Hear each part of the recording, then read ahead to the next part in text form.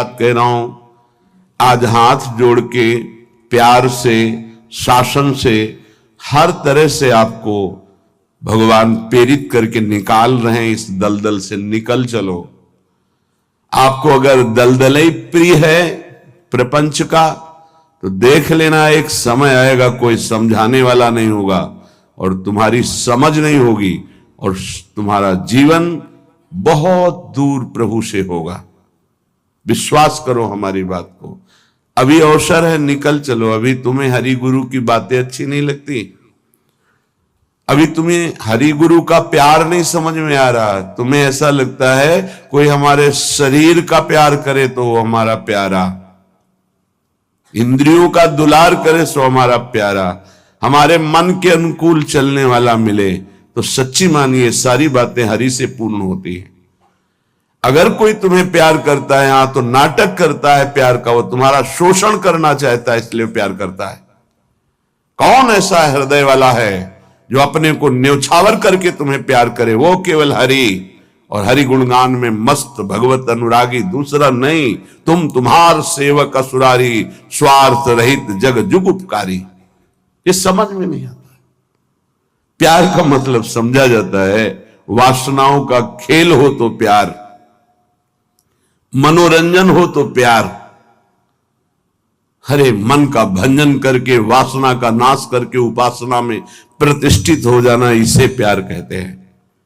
जो अविनाशी प्रकृति से भोग कर सुखी होना चाहता है, कभी नहीं हो सकता है। शब्द याद कर लो। खाते खाते दांत टूट जाएंगे, देखते देखते आंख फूट जाएगी, शरीर नष्ट हो जाएगा, पर वासनाएं ज्यों की त्यों रहेंगी और बढ़ती चली जाएंगी। ये जो जलन होती है, यही भस्म करती वासनाओं को। सच्चे उपासना के मार्ग में चलने वाले जलन की परवाह नहीं करते, कष्ट की परवाह नहीं करते, वही उस परम पद के अधिकारी होते हैं। कल एक ने प्रश्न किया कि ऐसा कोई मार्ग बताइए जिसमें कोई कष्ट न हो, भगवत प्राप्ति हो जाए। घर बैठ जाओ। ऐसा सृष्टि में लौकिक मार्ग नहीं है तो अलौकिक मार्ग की क्या बात।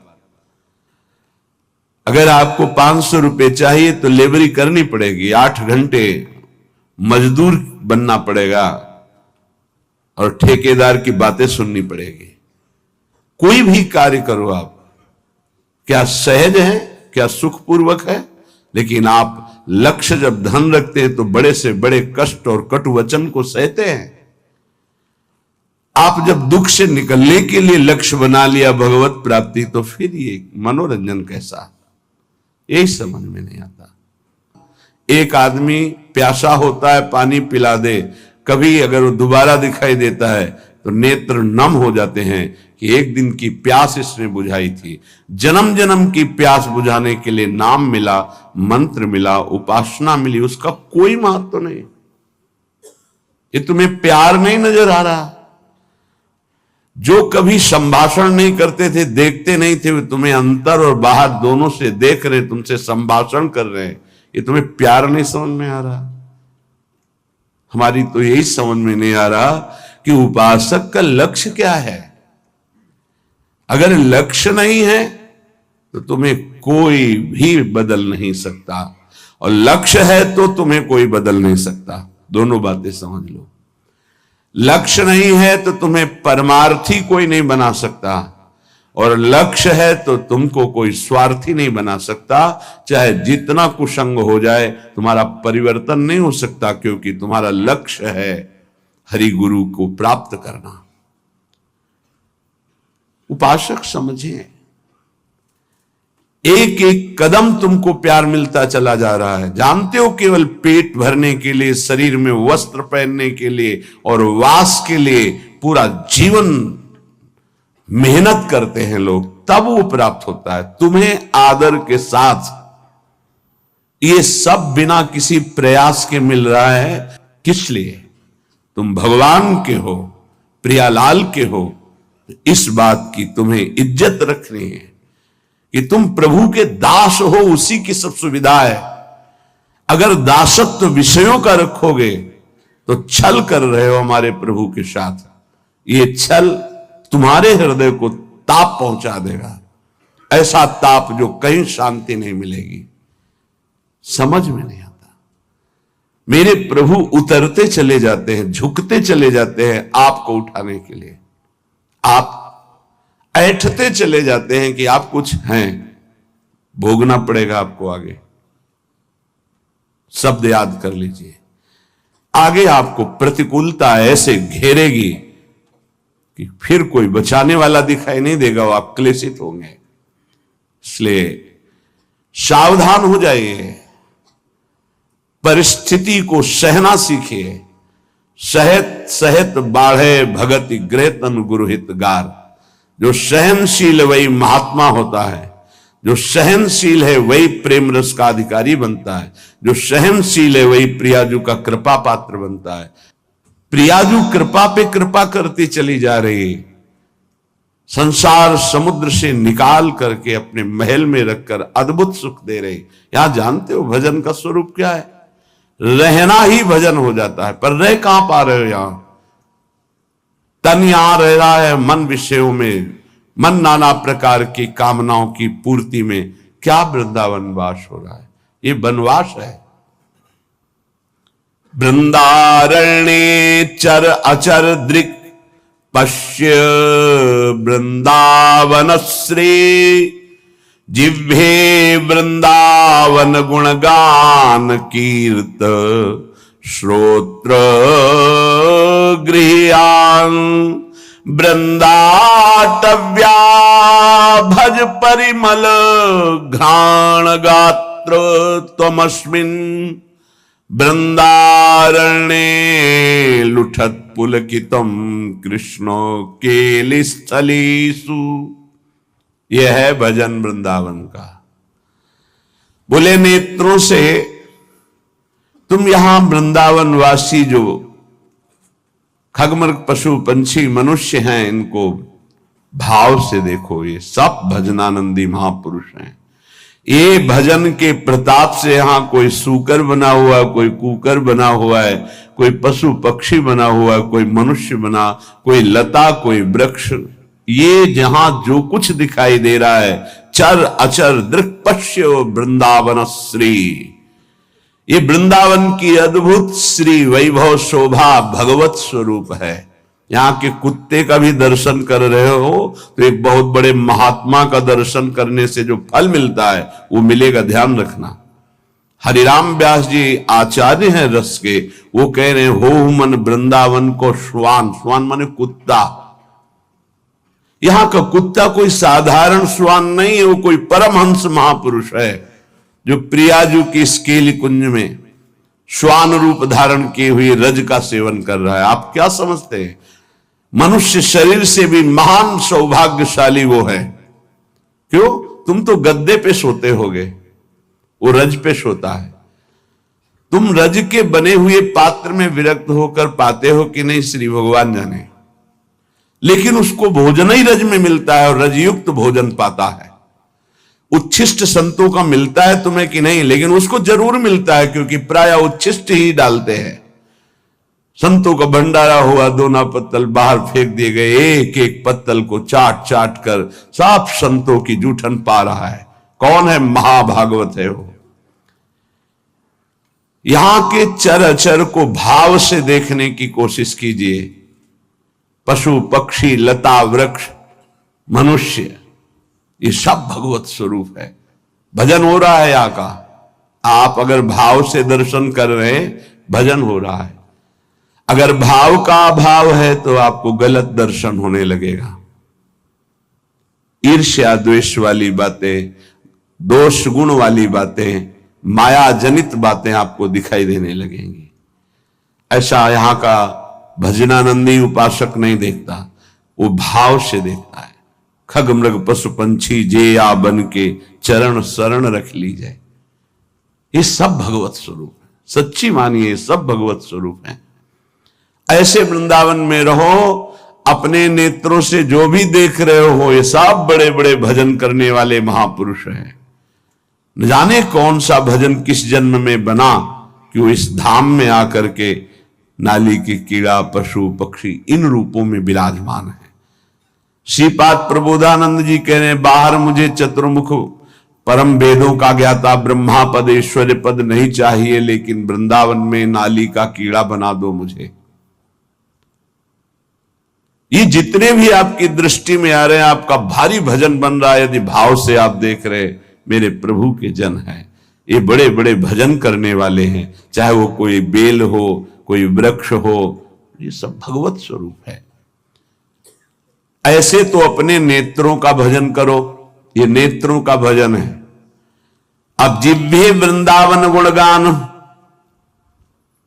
जीभ का भजन है वृंदावन की प्रिया प्रीतम की रूप माधुरी, गुण माधुरी, लीला माधुरी, कुंज निकुंजों की ये जो चर्चा करते हैं, अर्थात श्रीमद चतुरासी जी गाते हैं, 42 लीला गाते हैं, श्रीमद राधा सुधा निधि, केली मालजू, महावाणी जू, ये सब वाणी का भजन हो रहा है, दिव्य भजन, वाणी की सार्थकता हो रही।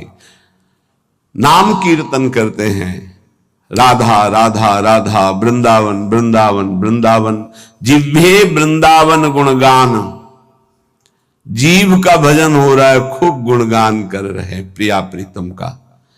कीर्तय श्रोत, श्रवणेन्द्री का भजन हो रहा है, खूब नाम कीर्तन सुन रहे हैं, बड़ा सुख मिलता है। जब यहां सब उपासक जन जोर से गाते हैं, आवाज पहुंचती, हृदय नाच उठता है। अहो भाग्य, अहो भाग्य, कीर्तन करने वाले और सुनने वाले दोनों का। नाम संकीर्तनम यस्य सर्व पाप प्रणाशनम, सारे पापों का नाश हो रहा है, उच्च स्वर से प्रभु के नाम का कीर्तन कर रहे हैं। कीर्तन श्रोत्र, श्रवणेन्द्री से सुनने मात्र से प्रिया प्रीतम का प्रेम प्राप्त, ये बड़ी सामर्थ्य है कीर्तन में। गुण कीर्तन में जो पद गायन होता है, श्रवण सुनत प्रापक रति राधा पद अम्बुज सुकुमार। आप बैठे यहां सभा में और गुण कीर्तन हो रहा तो कृपा की वर्षा हो रही, आप भींज जाओगे। रासमंडल में महाप्रभु हरिवंश चंद्रजू के प्राकट्य उत्सव का 1 महीने पद गायन होता है। हमारी एकांतिक रुचि संन्यास वृत्ति के कारण प्रारंभ में सदगुरुदेव भगवान ने कहा कि आप सभा में क्यों नहीं जाते, तो उनका रुचि नहीं, एकांतिक रुचि रही, अकेला रहना, शांत ऐसे। वह नहीं, वो सब उसका फल मिल गया है, प्रियाजू के चरणों की शरणागति। तो जाकर के विराजमान होकर के वहां वाणी सुनो ना, वाणी सुनने मात्र से सभा में प्रियाजू की कृपा प्राप्त होती है। बस फिर आगे प्रश्न नहीं हुआ, गुरुदेव के वचन थे। अगर सभा है, ऐसे वाणी गायन हो रहा है, आप बैठे हैं, कुछ समझ में नहीं आ रहा, फिर भी आप निष्पाप हो रहे हैं, प्रियालाल की कृपा पात्र बन रहे हैं, ये बात समझनी चाहिए। कीर्तय श्रोत्र, गृह्यान वृंदाटव्या, भज परिमल घ्राण गात्र, त्वमस्मिन् वृंदारण्ये लुट पुलकितम कृष्ण केल स्थलीशु। तुम श्री वृंदावन के पुष्पों की सुगंध जो प्रियालाल के चरणों में समर्पित है, वृंदावन के पुष्प, ये खास बात है। जो हमारी ब्रजभूमि में प्रकट हुए पुष्प हैं, इनकी समानता करोड़ों रुपए का बाहर से पुष्प लाकर अर्पित करो तो मेरे प्रियालाल को उतना सुख नहीं होगा। यहां के हर श्रृंगार का, मोगरा का, गुलाब का, कनेर का या किसी भी का पुष्प, ऐसे मौलश्री का बहुत छोटा पुष्प, बड़ा सुगंधित पुष्प, 3 दिन तक वो प्रियालाल की सेवा में अर्पित किया जा सकता है। उसकी ऐसी महिमा है। उसकी माला बना के या 4 पुष्प रख दिए, फिर वो जो घ्राणेन्द्रिय में प्रसादी सूंघा जाता है, जो प्रियालाल के श्रीअंग में इत्र अर्पित किया, वो प्रसादी जो घ्राणेन्द्रिय में, श्री तुलसी जो चरणों में अर्पित की गई, वो घ्राणेन्द्रिय में, हृदय में जाके प्रेम लक्षणा भक्ति प्रकट करती है। गृह्यान वृंदावन भज परिमल घ्राण, वृंदावन, वृंदावन की सुगंधित वस्तुएं, बड़ी अनन्यता प्रिया प्रीतम के प्रेम में होती है। पूज्य श्री पंडित रामकृष्ण बाबा जी महाराज बड़े सिद्ध महापुरुष हुए। जैसे आप बाहर से आए हैं और फल अर्पित करें, बाबा स्वीकार नहीं करेंगे। तो उनके पास कोई भी वस्तु लाने के लिए ब्रजवासी का सहयोग होता था। किसी ब्रजवासी को दिया, वो ब्रजवासी जब जाके देगा बाबा स्वीकार कर लेंगे। कोई भी वस्तु है ब्रजवासी के हाथ से, दंडोत बाबा ये रख दो, हम अमुक जगह से आए बाबा ये भेंट नहीं, हटाइए। ब्रजवासी अगर प्रेम से कुछ भी तो वो स्वीकार करते। एक बहुत धनी मानी आए बाबा की सेवा करनी, बोले बात भी नहीं करना जाके। बहुत वो दैन्य हुए तो बोले अगर सेवा करनी है तो जो अनुगामी शिष्य जन थे उन्होंने कहा कि इन घरों में ब्रजवासियों के बाबा माधुकरी लेने आते हैं, इन घरों में सेवा कर दो, वो बाबा को जब देंगे तो वो स्वीकार कर लेंगे।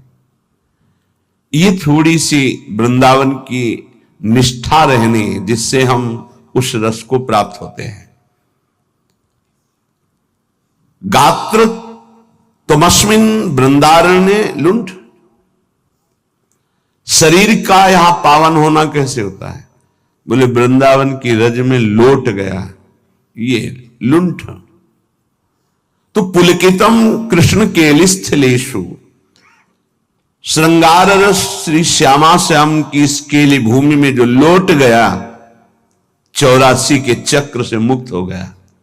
पहले बहुत ऐसा दर्शन होता था परिक्रमा मार्ग में, रज में, कि ऊपर के वस्त्र बाहरी जन भी आकर उतार कर लौटते थे, दंडवती करते थे। ये दुर्भाग्य है कि सुविधा हो गई इस रोड की, दुर्भाग्य है। नहीं, जो रज में परिक्रमा करने में, दर्शन में, लौटने में सुख था वो इस रोड से थोड़ी है। पर कलयुग भगवान की लीला ऐसी है कि इतना आधुनिकता बढ़ती जा रही है कि रज रानी को प्राप्त करना दुर्लभ हो गया। अगर रज रानी ले तो वृंदावन की परिक्रमा में कहां से ले? परिक्रमा तो रोड में अब हो रही है, और रोड में रज रानी कहां मिलेंगे? वृंदावन का जो शुद्ध भजन है वो इस रज की अनन्यता से जागृत होता है, वो बुद्धि से नहीं जागृत होता। जो रजोपसेवी जन है उनके हृदय में जुगल जोरी का भाव जागृत होता है।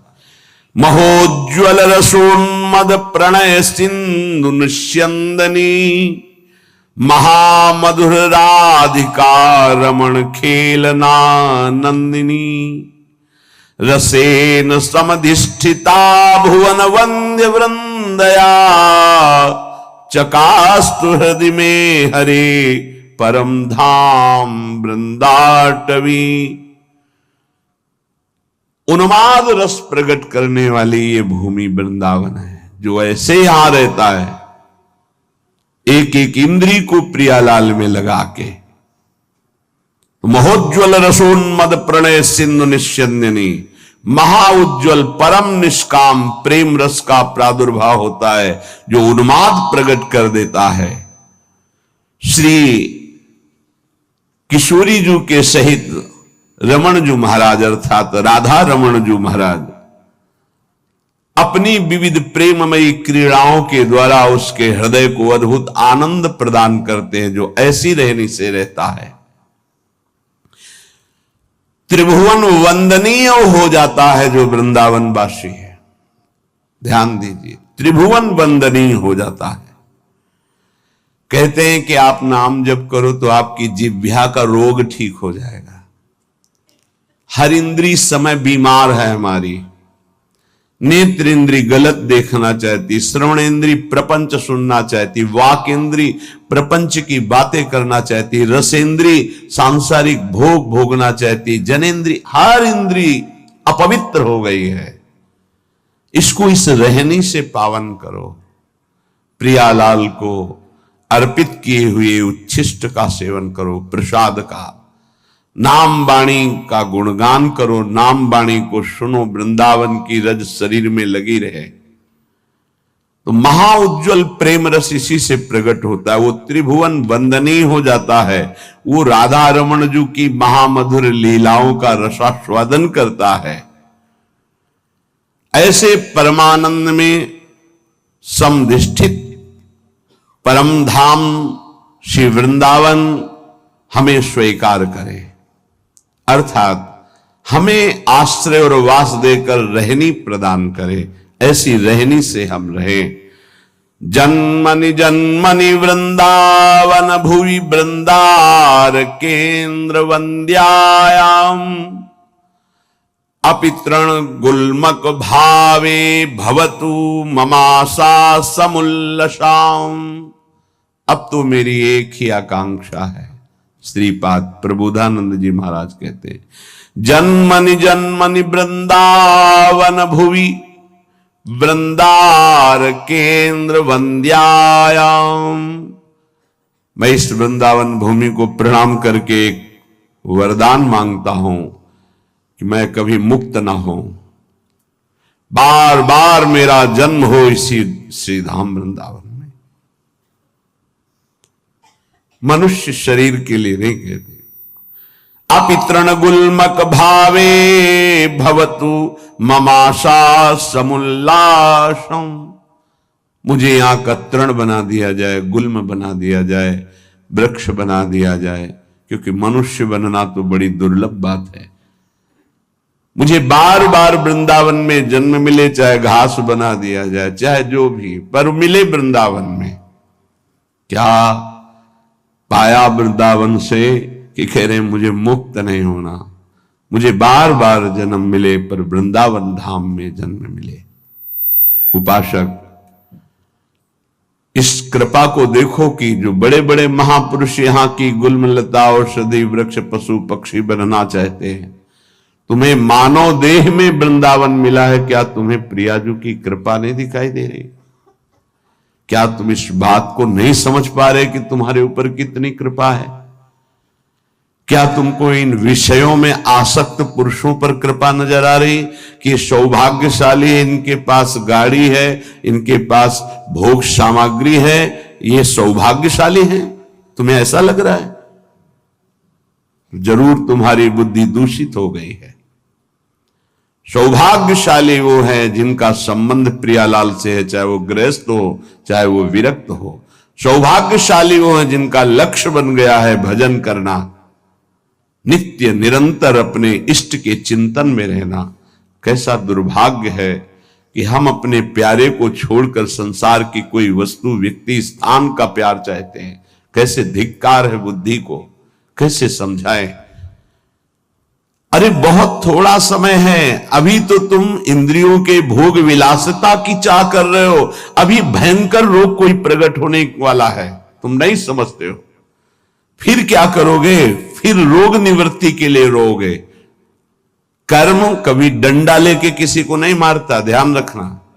कर्म घटना बनता है, कर्म परिस्थिति बनता है, कर्म भयानक रोग बनता है, कर्म बुद्धि को भ्रष्ट करता है, कर्म डिप्रेशन बनता है, कर्म नाना प्रकार की कुचिंताएं ये बनता है। आप समझो, बुरी दशा आने के पहले बुद्धि बदली जाती है, बुद्धि को भ्रष्ट किया जाता है, बुद्धि को गिराया जाता है।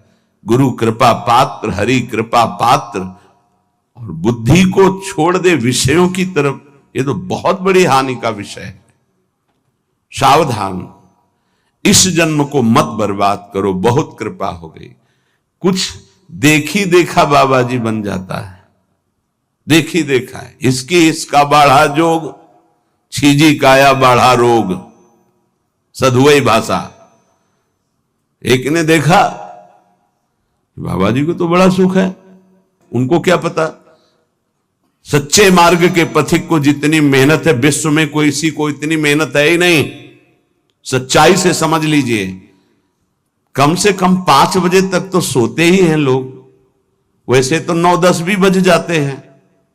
तुम मेहनत करते हो,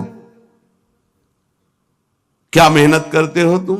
बाहरी शरीर की, और रात रात भर जग करके, दिन दिन भर जग कर अपने मन को मारकर चिदानंद तत्व में लगा रहे। अरे जिस अनंत ब्रह्मांडों के स्वामी को सोचने की भी तुम्हारी सामर्थ्य नहीं कि वो है, वो निरंतर उनके प्यार और दुलार में अपने आप की हर इच्छाओं को भस्म करके, हर परिस्थिति को सह करके आगे बढ़ रहे हैं। तुम्हें क्या पता, किसी भोग को लक्ष्य रख करके संत वेश होना या परमार्थ में चलना, किसी सुविधा को लेकर या किसी पद को लेकर, पक्का समझ लीजिए आपका हृदय जलेगा, आपका शरीर दुखी हो जाएगा।